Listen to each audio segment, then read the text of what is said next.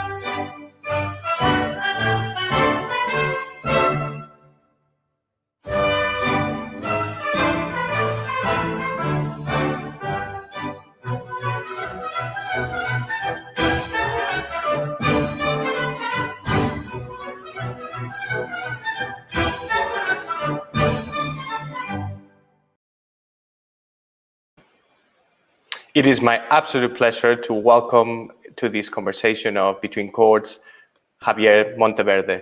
Javier, how are you? Thank you. Hello, Pablo. I'm very well. Thank you very much for inviting me to this talk.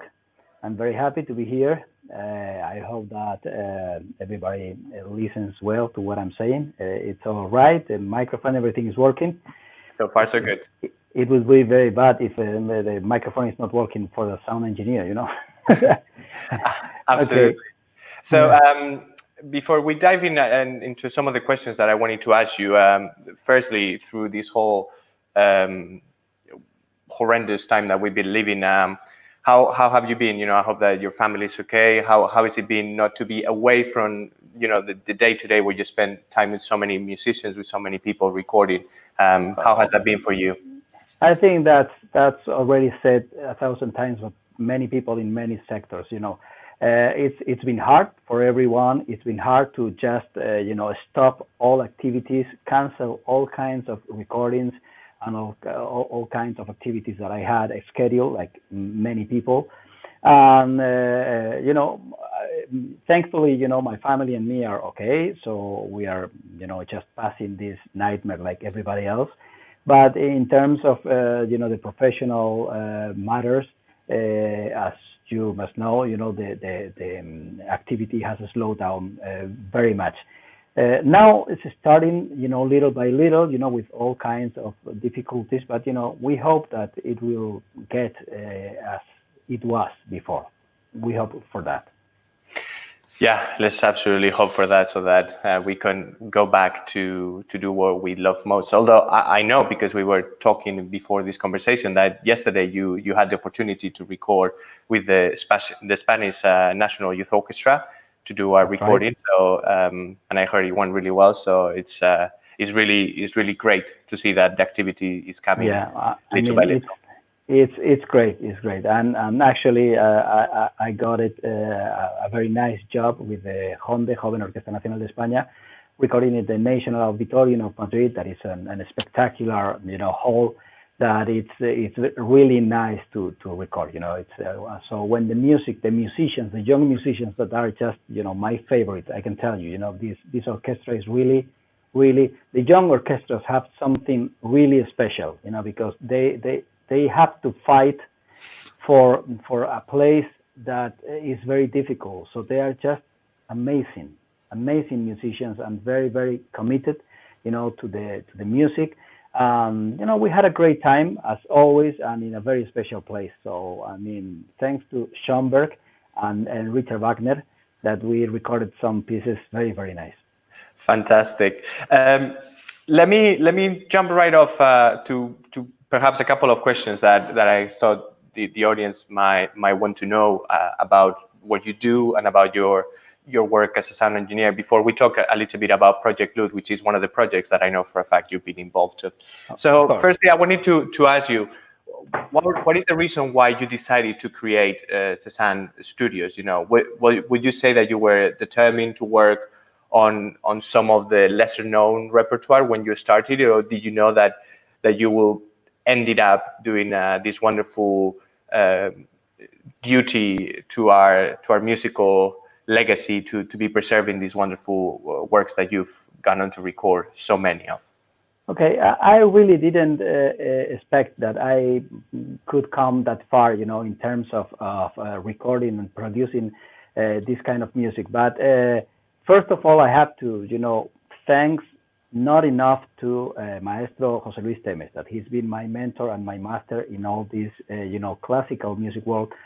Before I set up Cezanne Studios, I was working in the Las Rozas Auditorium, a 600-seat auditorium, and I was managing the auditorium with the programming and everything. And I got to meet José Luis Temes, as many other musicians that I keep in touch with, most of them, because our programming was mostly classical and jazz music. So I got to starting work with José Luis Temes, and he really showed me the incredible, unlimited world of the Spanish music that we treat so bad here in our country. I know it's said so many times, but it's never enough. It's a treasure for us, to have this kind of music.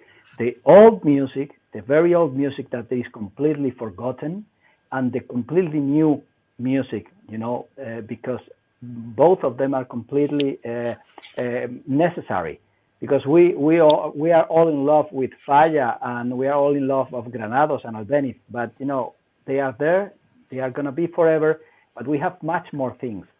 So we need to rescue that music, and we need to play the new things, to play the new music from the composers. If not, the music will die. Yes, I'm glad that you actually didn't mention Guridi, which is another of the greatest Spanish composers. Because next week, and maybe I'm spoiling a bit of the news, we will have the great opportunity to talk to his granddaughter, and in the next talk. So I'm glad that you didn't. Although I completely get the point, I understand what you're saying, and I couldn't agree more. It was, like I said, it was thanks to José Luis and his great mentorship that I've been able to discover a lot of repertoire, also through him putting me in contact with this guy, the equivalent, and for those of you watching from England, of PRS. And yes, he's an absolutely great champion of music. So I'm glad to see that for you. It was also a great. Yeah, of course. I mean, I thankfully I keep on enjoying music with him. We have some projects, for the future.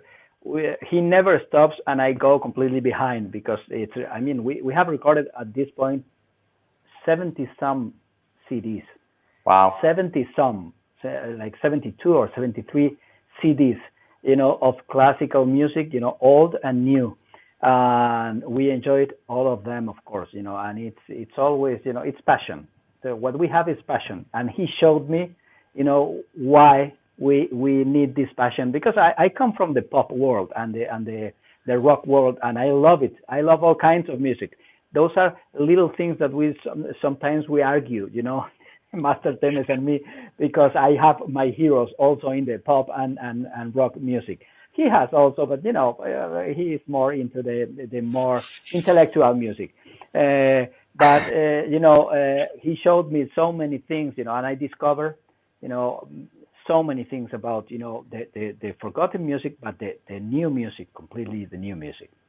Amazing. I think, it couldn't come at a better time, the conversation we're having, bringing Jose Luis into the mix to perhaps talk a little bit about one of the things that we're touching on today, which is Project Luz, which is I'm not going to tell you very much about it because we're very lucky that we can have Jose Luis himself, even though Sure. in online format, to tell us a little bit about this project that is actually so exciting. So let me just bring him onto the platform, and this is Project Luz by Jose Luis Temes and his team, of course.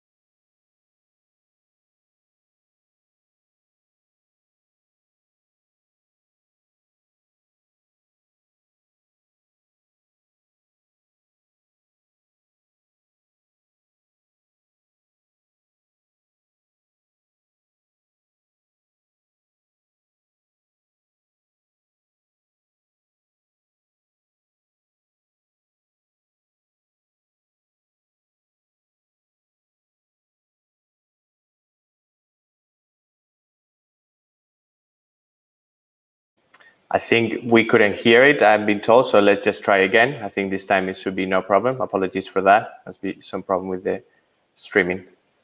Let's try again.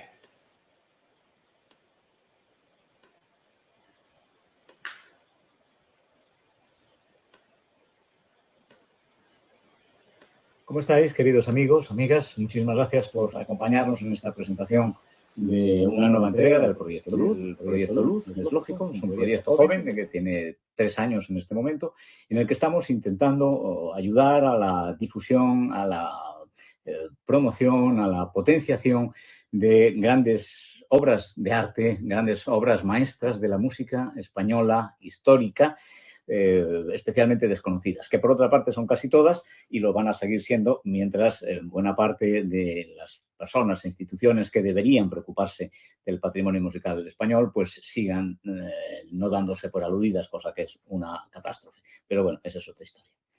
¿De qué se trata, básicamente? De encontrar una obra de punto de partida, una obra musical sinfónica española de punto de partida y vincularla con otro aspecto de excelencia de la historia de la cultura española. Esto es algo importante porque el Proyecto Luz es sobre todo un proyecto luminoso, positivo, de tantas cosas de los que la cultura española tiene motivos sobrados para estar muy satisfecha. En números anteriores tomamos como punto de partida músicas de María Rodrigo, de Manuel Manrique de Lara, de José Luis Urbina, del maestro Enrique Fernández Arbós, de Santiago Lanchares, de José Muñoz Molleda, de Evaristo Fernández Blanco y de Tomás Marco.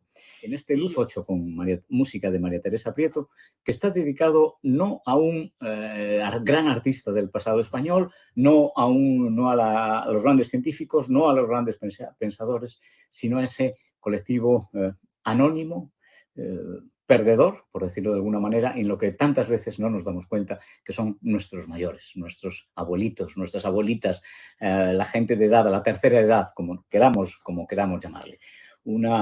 Un colectivo dentro de la sociedad a lo que nunca o casi nunca damos la importancia que debería tener. Nos cruzamos con ellos por las calles, en nuestras ciudades, en nuestras plazas, en nuestros pueblos y, por desgracia, los dejamos excesivamente solos. El psicólogo Pepe Olmedo, que lidera la ONG Música para Despertar, que consuela, permítaseme la expresión, a enfermos de Alzheimer de avanzada edad a través de la música, una experiencia humanamente muy emocionante. Al equipo de Luz nos urgía presentar ya este Luz 8 en homenaje a nuestros mayores que de manera tan terrible están pagando este altísimo precio en esta pandemia.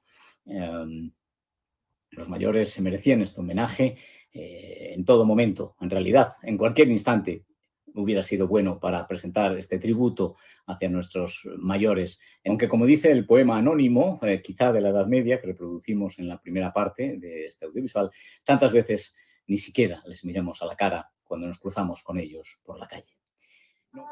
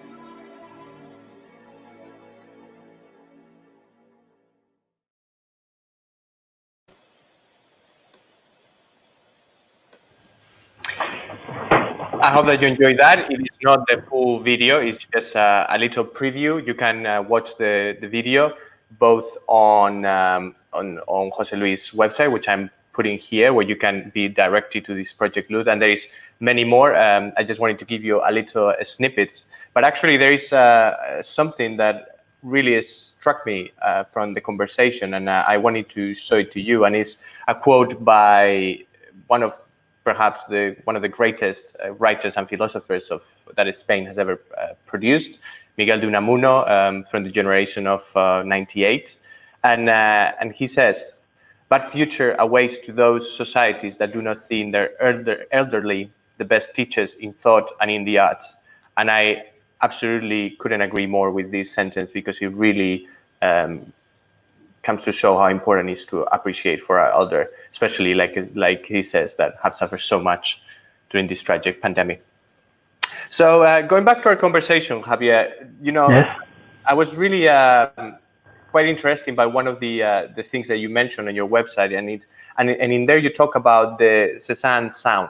Can you tell us a little bit about it? What have you learned over the years about how to get the best possible classical music sound in a recording setting?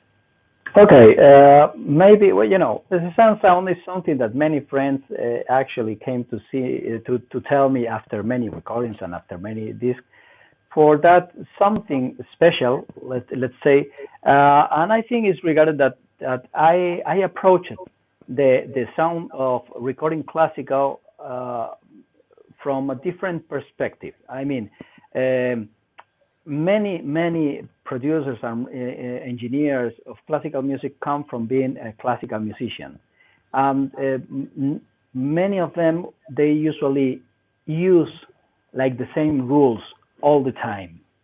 I've seen it a lot of times, with the National Recording Television Española, that they go and they record like every time completely the same. It doesn't matter what program is, and I don't think that's the point. The point is, you need to know what you're gonna record and what kind of sound it needs. Cézanne sound for me, it's high quality sound. It's like you look for the best sound you can get. Of course, great equipment, great microphones, great cables, whatever. But I really think that, for example, if I'm recording a contemporary vanguardist piece of music, as for example, I remember Luis de Pablo piece for 6 percussionists in Avila, and it was like a full stage full of percussion. I mean, completely full with not six percussionists with one piece each one. No, 6 whole sets of percussion. And I can tell you, it's not a city that you will listen like all the time. Not at all. It's a difficult city.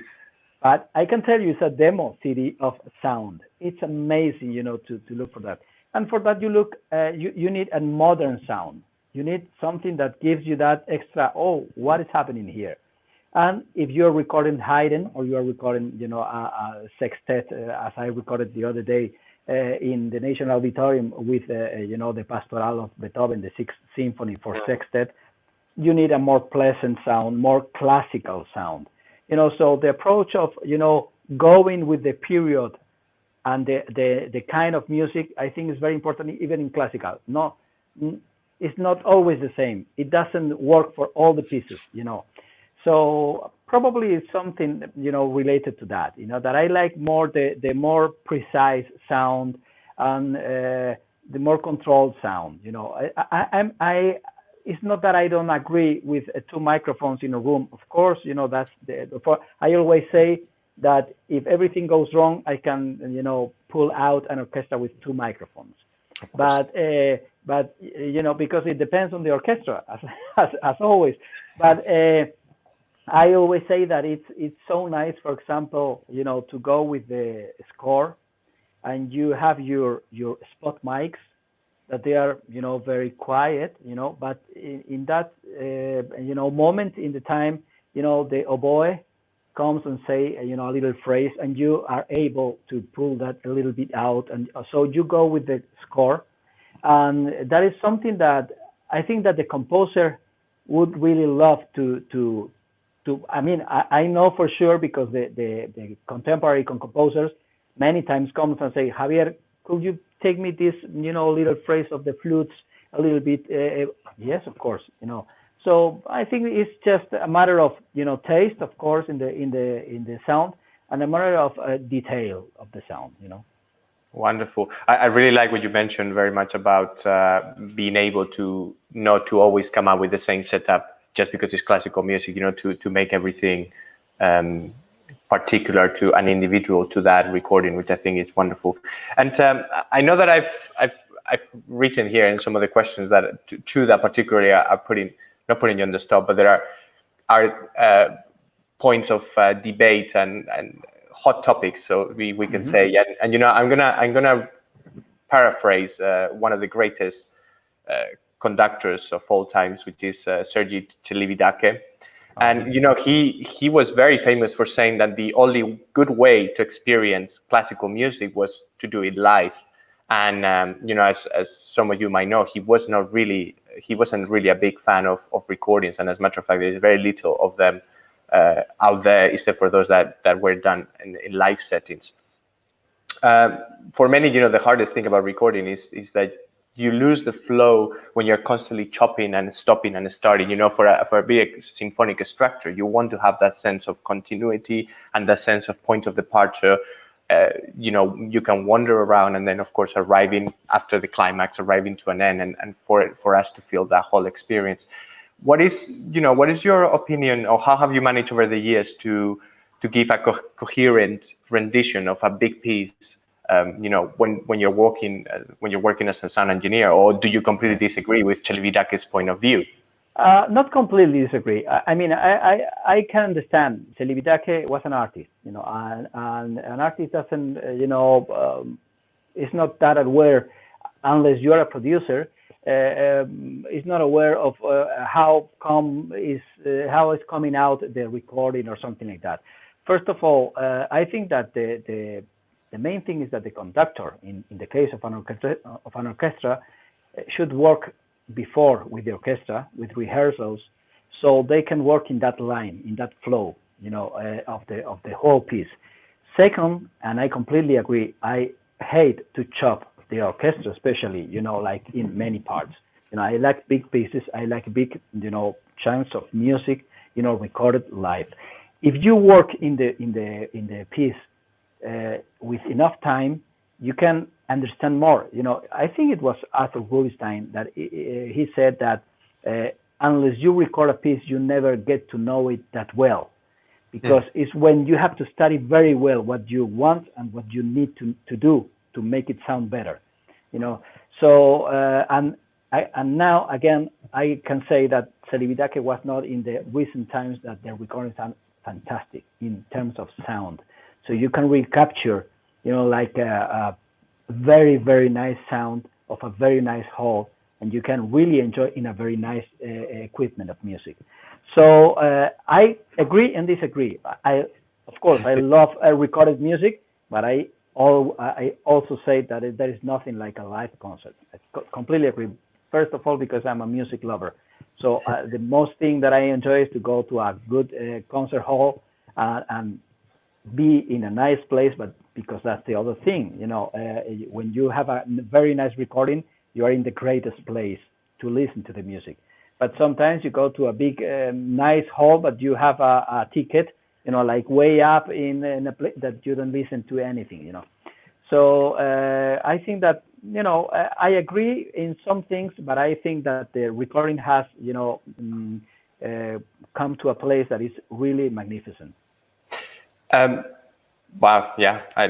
Yes. Again, this is makes perfect sense. It's all about the context. Not always. It's not a one answer or white and black. Always. It's always an in between. Right.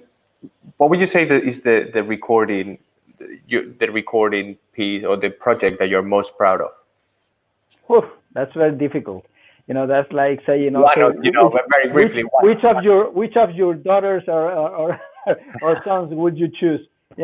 That's difficult. Well, I can say, first of all, since I record all kinds of music, you cannot mix them, because every music has its moments, In classical music, I can say I have, so much incredible memories of a lot of projects. I would say, just to name one, that an incredible project for me for all kinds of reasons was the Enrique Fernández Arbós collection of his legacy. I mean, we recorded the whole music of Enrique Fernández Arbós with Maestro Temes, Jesús López Cobos, and the chamber music. We recorded the orchestra music, the opera, the El Centro de la Tierra, that it's an incredible piece of music, and we recorded the chamber music. So it was for the centenary of the Orquesta Sinfónica of Madrid, that Arbós was a conductor for many years. So it was an incredible, whole package. We recorded in Teatro Real. That's an incredible place to record. We recorded with great artists. Maestro Temes was conducting and was directing the whole project. And the Orchestra Symphony really enjoyed and supported us in many ways to do a great project. So I can say that this is one of the highlights, and musically I love it. So that's also wonderful. I'm aware that I don't want to make this conversation terribly, this talk too long, and then I'm sure that a lot of our audience are eagerly waiting for the world premiere. But there's one, and you will see that we've changed the background because we're moving towards the presentation of Santiago Lanchares. I suppose if he, as we'll see from his own words, that the name comes from the Latin impatiens, which was impatiens, impatience, as it would sound in English. Yeah. But I have one last question for you that I think is very relevant before we present this world premiere, and is, what do you see the future of recording going? Are we moving away from CDs? Are we moving into online streaming? I know that this is a conversation that we could spend a whole hour, but it just gives you. I can tell to make the short answer is yes. We are moving away for everything that is not the streaming music in terms of listening music for the domestic pleasure. Of course, I think it will always be, and I can tell you that because the quality of the streaming music is gonna get better than the CD. So then there is no point to have something that you have to put it in the machine extra for whatever. So I think it's going to the streaming services, but what I hope is that it will get in the biggest quality as soon as possible. It's getting already. You can have Tidal or you can have Deezer in high fidelity. They are managing resolutions that they are better than the CD. So if you have this kind of decoder to get that music, you can enjoy better than CD. So there's no point to have a physical thing that you have to buy and you have to store. So I think that streaming music is the future. Wow. My opinion. No, absolutely. No. I was just thinking as you were saying that, but I don't want to open another kind of worms that a lot of people say, of course, that we moved away from vinyl into CDs because the quality was much better, and even though it compresses in a different system, we were able to do much more with CDs. But then, of course, now we're seeing a resurgence of vinyl. Some people that say that absolutely nothing sounds better than a vinyl. The CDs will never. I mean, there's always going to be minorities that I'm like part of all of those minorities. I love vinyl and I love the CDs. They were recorded. I have super audio CDs.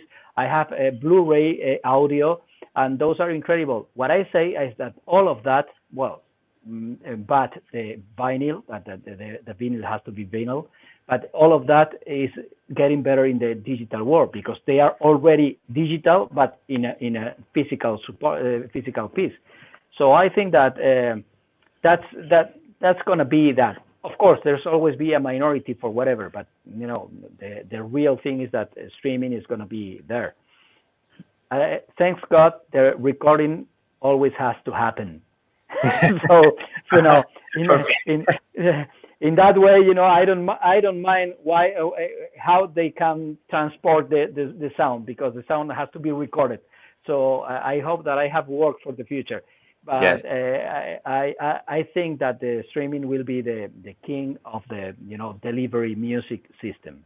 Yeah, and I also hope that we never perfect sample libraries and digital audio libraries to the extent in which they can, as we see more and more, not need musicians, because there is nothing that beats a live musician. No, as we are right now. Not only is not I work with a lot of those libraries.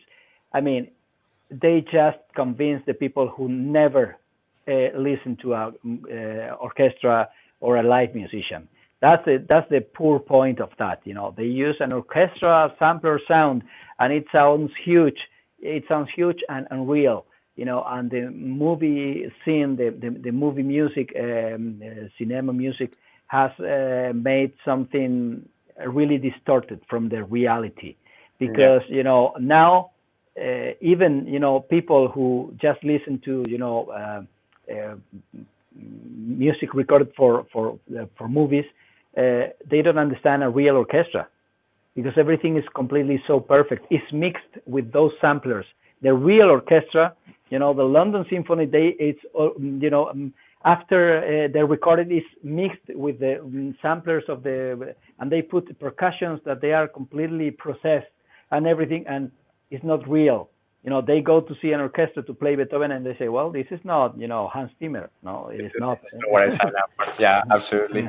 But let me, if you don't mind, I'm going to turn the page into the third part of this conversation, and we're going to be talking, we're going to be listening to Santiago Lanchares' world premiere of his duo for clarinet and violins. And, speaking, following on what we're just talking about, when this possibility came and Santiago so graciously agreed that we could do this test of having a world premiere online, we thought, how can we do this? So we tried to sample it, and use very high quality. And in the end, we of course decided that this is a conversations of, this is Orchestra Vitae talks, and this is all about live musicians and bringing the members of our orchestra into to be an active part of these conversations.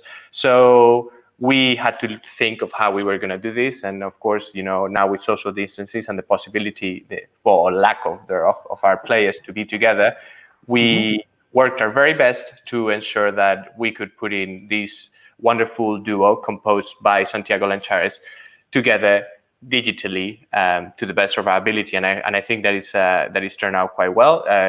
We are about to see that in just 1 second. But firstly, great. I had the wonderful opportunity to talk to Santiago on a few days ago about the piece, and speaking about the inspiration behind this piece, Santiago said, the inspiration for this piece mostly comes from the musical traditions from the East, from the Orient, mainly in some of the modalities of Persian and Arabic music. In these traditions, melody always comes first before rhythm or harmony.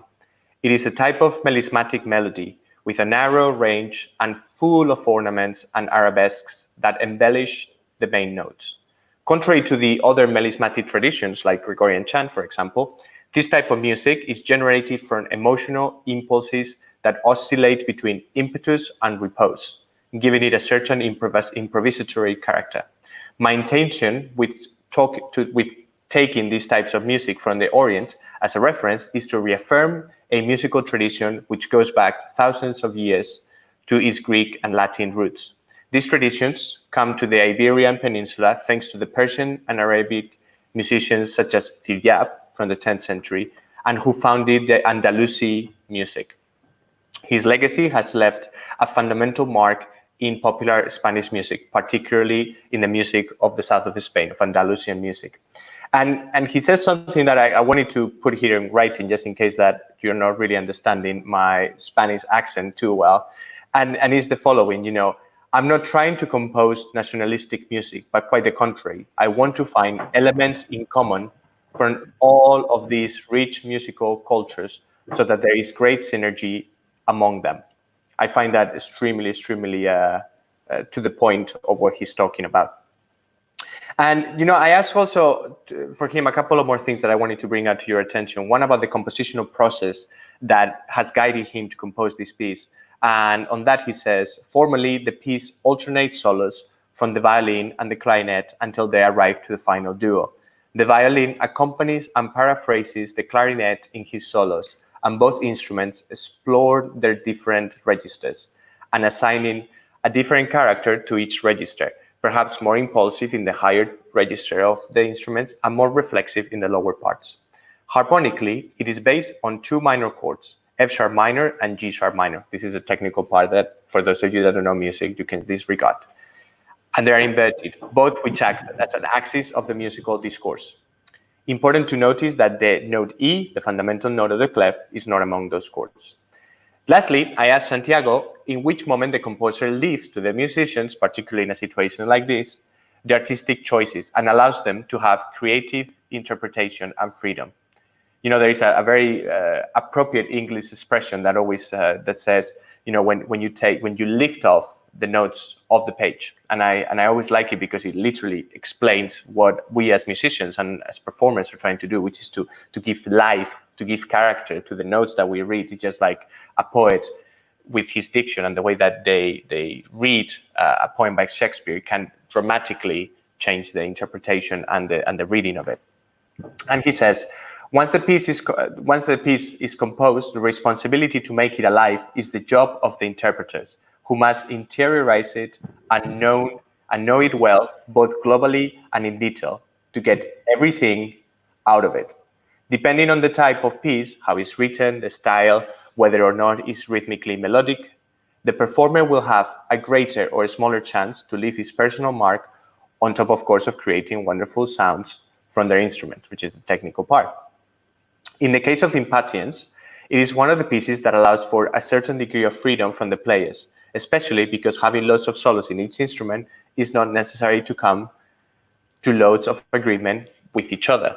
The score I have composed does not have all of the dynamics, ideas, etc. So it is ultimately the performer who must resolve these musical questions with his musical intuition. Santiago Lanchares finally says, when there is a world premiere, it is desirable, of course, to know the ideas of the composer to make sure that all of the parameters have been explained are covered by the performance. I wanted to give you a bit of a not having the possibility because Santiago doesn't speak English, and we of course wanted to bring him as an integral part. I think that a contemporary piece in our world premiere always has to have the input from the composer and the participation of the composer. If it was a live performance, we will have him with us and we will bring him onto the stage to take his very well-deserved bow. Today, we'll have to do it virtually, and I hope that everyone is clapping in their own house and cheering for him, as well as for the wonderful players who are already on the back room of this conversation, ready to join us after I introduce this piece. So without further ado, here is the world premiere online of Santiago Lanchares' Impatiens with Ian Gibbs on violin and Mary Tyler on clarinet. I hope that you enjoy.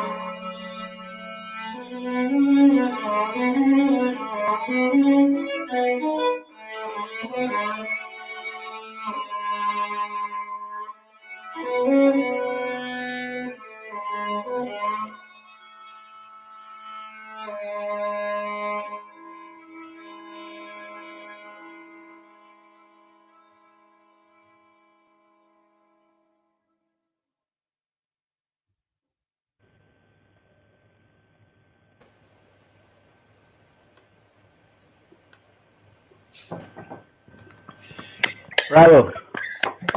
Beautiful, guys. Beautiful. Fantastic. Really nice. Congratulations. As you can see, we're joined with our wonderful soloists for this world premiere online, Ian Gibbs and Mary Tyler. Welcome, bravo. Thank you so much for taking part in this adventurous new idea. And of course, I'm sure hopefully you are watching. Santiago, thank you so much for giving us the opportunity to do this. And tell me, guys, how does it feel to do an online world premiere? You know, I have two questions for both of you, and I know that we're verging into the hour, so we're trying to keep it briefly but deep. And how does it feel to premiere something when you cannot actually be in the same room when you are doing it, and also how it feels to be entering into a different culture, different music, different sounds that perhaps are not the sound that you might be accustomed to. Whoever wants to start. Shall I go first? Yeah, of course, yeah, go ahead. Okay.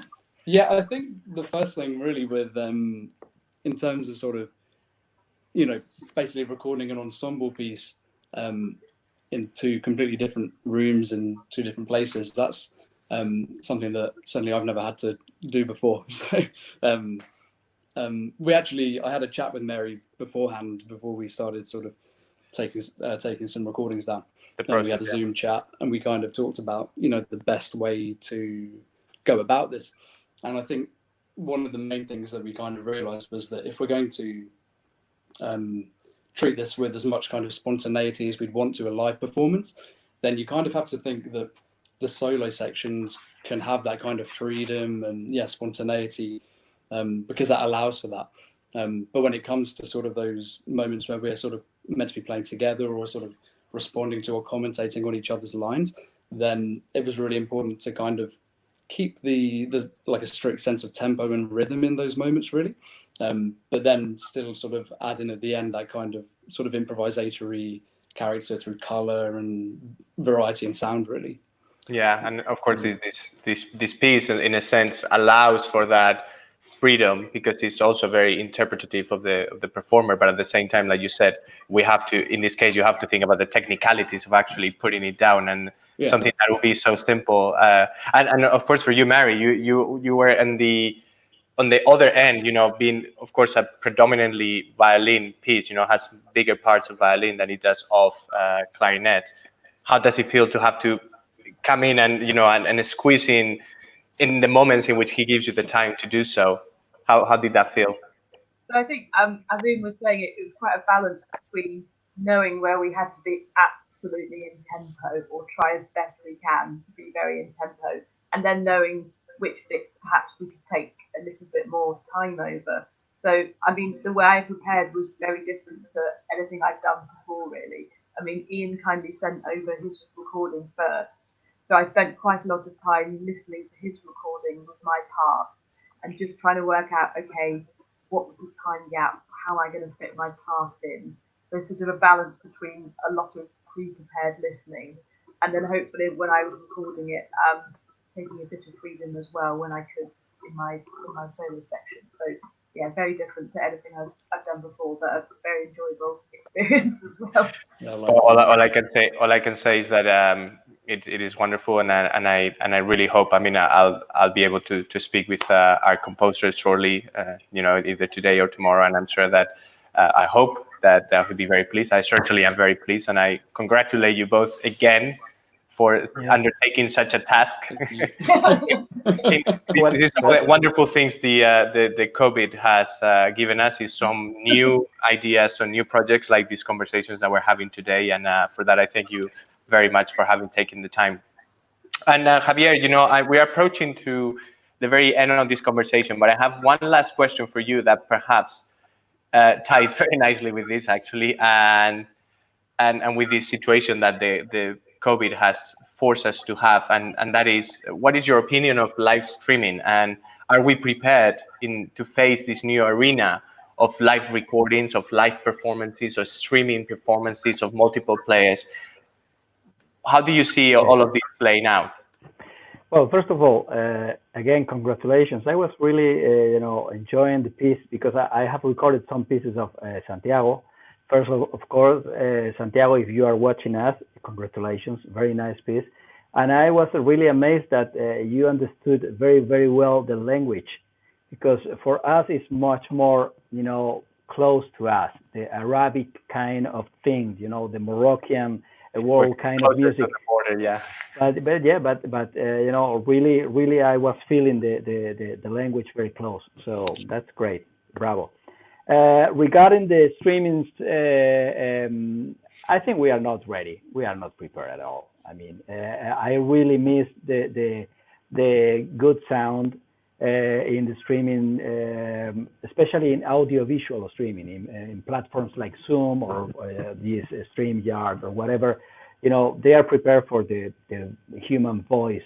So the human voice is very narrow in the frequencies. So just you just took this little piece and whatever. So it's a real pity that you cannot enjoy because I always say that a good piece of work in music, it contains also the point of sound. It's not just the written music and the interpretation. The sound is very important. Even for the interpreters, the sound of his own instrument, is very important. So I think to enjoy a good piece of music, you need all of that. You need a good place, a good sound, and a good performer. So I think we are not ready. I mean, I've been suffering all this confinement, of the COVID-19, of a lot of concerts. I mean, of course, if you go to the Berlin Philharmonic, to listen and watch these things. Are we out? Yeah, no, you carry on. Okay, if you go to that, of course you can listen, but those are not streaming services. Those are pre-recorded concerts. So that's my opinion. I think that we have a little way to go to enjoy really the good, streaming concerts.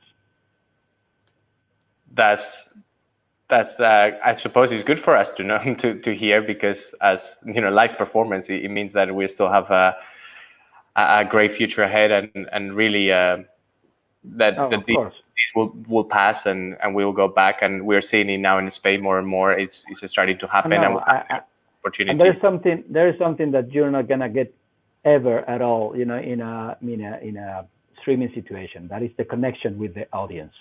I enjoy to go to a concert and to watch the performer feel and to make me feel the music. That's not happening at all in the streaming things. These are, games we are playing with this situation. But I think that the human part of the music, it's necessary. Absolutely, I couldn't agree more.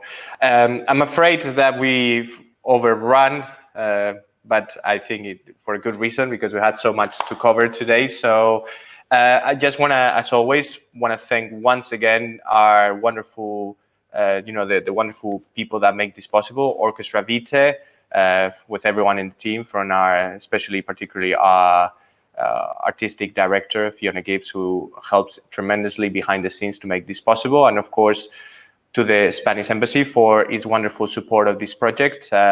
It's a treat to be able to enjoy so much live music, to discuss these wonderful pieces of different repertoire with all of you today and throughout the post days. Next week, like I said, we have a wonderful guest, another wonderful guest, which is the granddaughter of Jesus Guridi, one of perhaps Spain's most acclaimed composers of the 20th century, who will be giving us a very much of an insider's perspective on Guridi, not just as a composer, but also as a family member, and I'm very much looking forward to that. As always, you can follow the events that are happening on the Spanish Culture and Science website of the Embassy, or you can sign up for a newsletter in which we'll keep you updated. You can follow Orchestra Vitae in our website as well, very simple. And I hope that many more of you will join for the rest. We have another 4 conversations. And as always, wrong one, that's the one. As always, it's my pleasure. I'm Pablo Urbina, the principal conductor of Orchestra Vitae, and it's been a great privilege to have these wonderful guests with us today, which I'm going to bring back one last time to thank you all for your wonderful contribution, for being here with me today. And I look forward to seeing you, hopefully in person, sooner than later.